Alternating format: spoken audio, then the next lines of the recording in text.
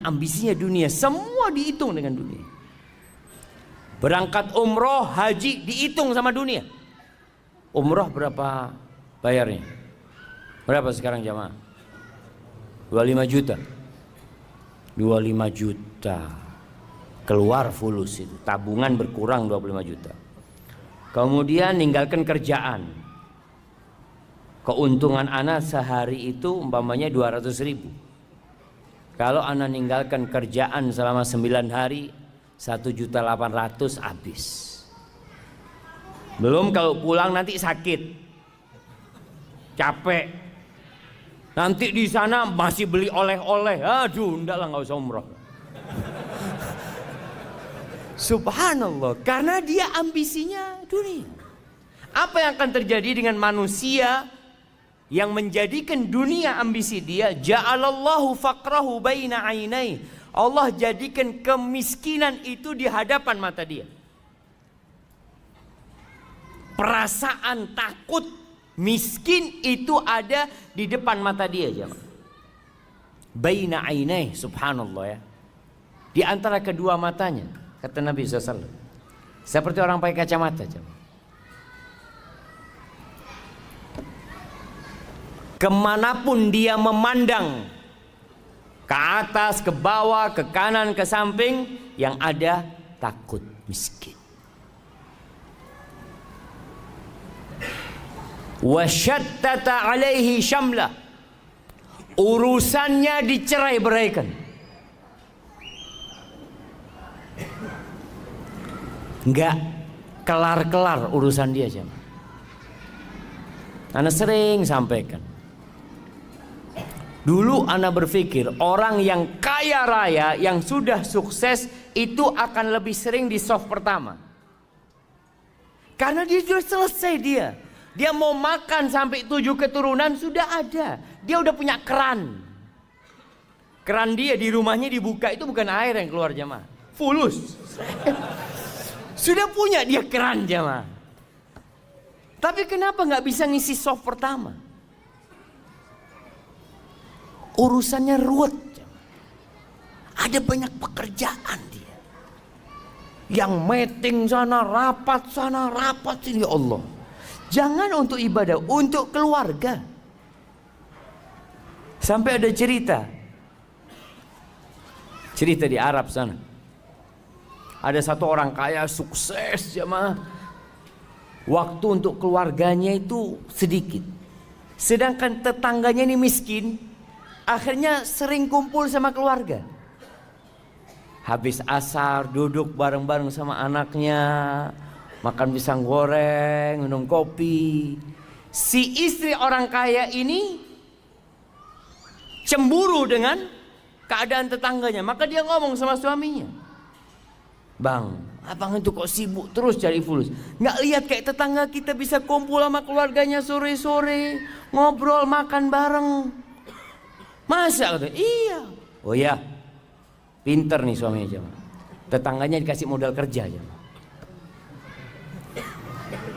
Kasih modal kerja sama dia, ruwet hidupnya, nggak lagi kumpul. Sama sekarang katanya.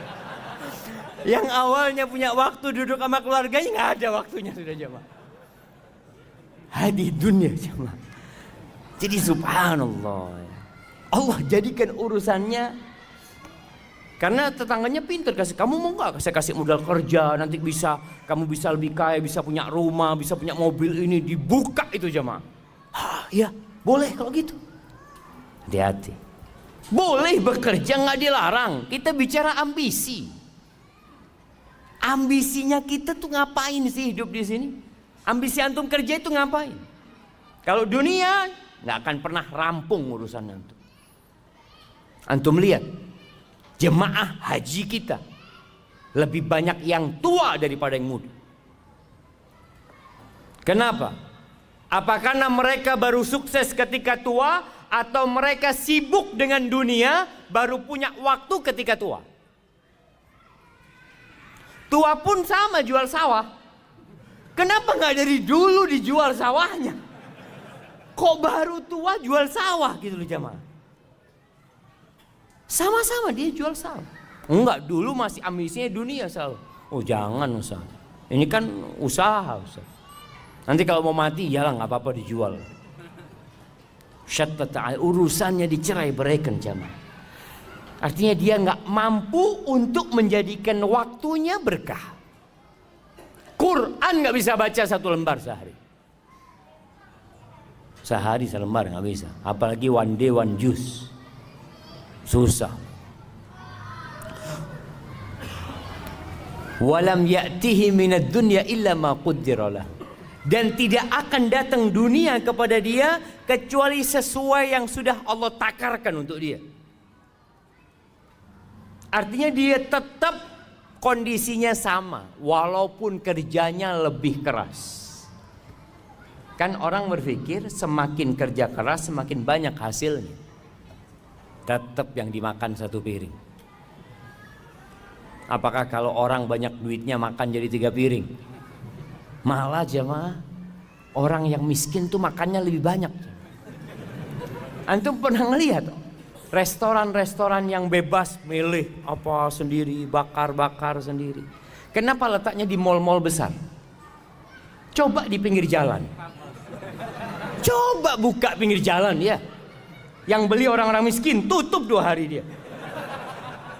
Karena orang miskin ini kalau makan Masya Allah langsung dia. Tapi orang kaya itu kan makan hanya seninya kata dia, sambil bakar-bakar. Aduh kata orang miskin, nggak usah seni-seni, ini perut lapar kata dia.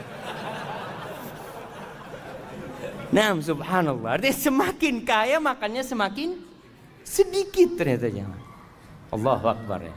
Dan kita tahu apa kata Nabi SAW ketika manusia mengatakan mali, mali, hartaku, hartaku. Kata Nabi SAW, walaysa laka min mal. Kau tahu hartamu yang mana? Ma akalta, yang kau makan, itu hartamu. Kemudian kau buang jadi kotoran. Wa ma labista, yang kau pakai kemudian usang, itu hartamu. Wa ma tasaddaqta fa abqait, yang kau sedekahkan kemudian engkau simpan.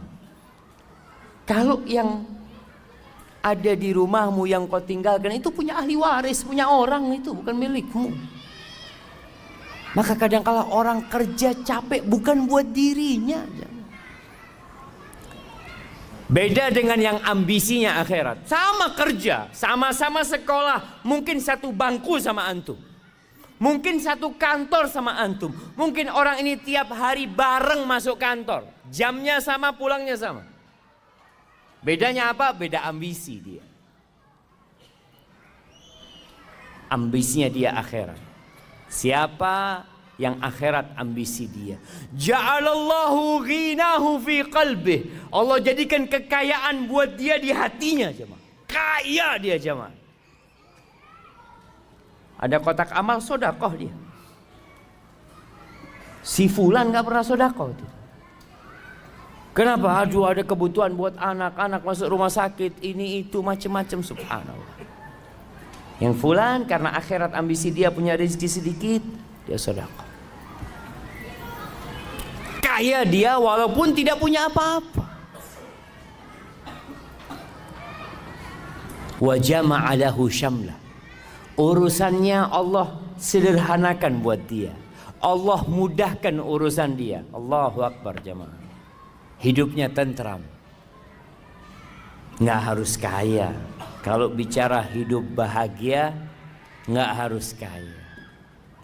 Apakah antum pikir orang kaya orang yang paling bahagia? Enggak juga. Apakah engkau pikir orang yang terkenal artis itu orang yang paling bahagia? Enggak, banyak artis bunuh diri. Banyak. Antum nggak lihat orang-orang sukses ada yang matinya misterius. Di negeri kita banyak orang-orang yang dianggap public figure narkoba. Karena dia nggak mendapatkan kedamaian itu jemaah. Tapi kalau ambisinya akhirat, Allah apa? Urusannya Allah sederhanakan. Nasi sama tempe zen buat dia. Alhamdulillah. Kenapa? Karena alhamdulillah kata Nabi SAW bihasab ibni Adam luqaimat yuqimna biha sulba. Kata Nabi itu cukup anak Adam ini beberapa suap yang punggungnya bisa tegak, selesai. Nah macam-macam hidup ini.